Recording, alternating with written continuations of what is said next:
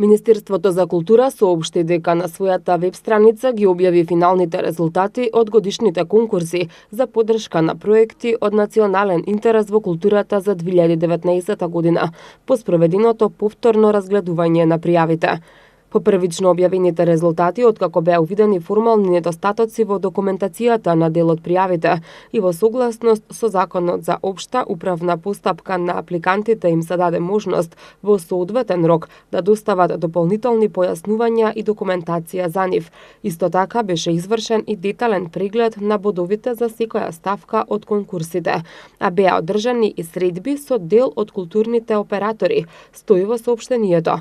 Според Министерството за култура, повторното разгледување на пријавите беше извршено согласно принципите на професионалност, разновидност и креативност, следејќи го гласот на културните работници и професионалци.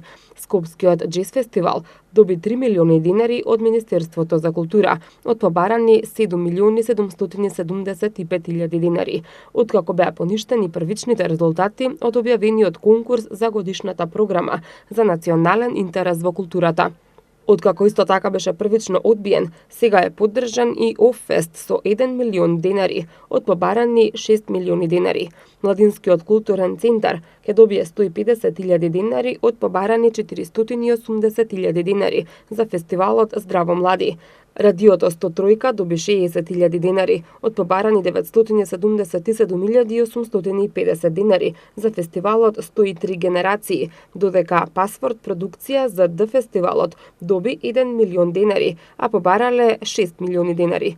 Културниот центар Интерарт доби 1 милион и 500.000 динари од побараните 6 милиони за организирање на 15-тото јубилејно издание на Танцфест Скопје, а Интерфест од Битола доби 1 милион и 300.000 динари од побарани 3 милиони и 100.000 динари.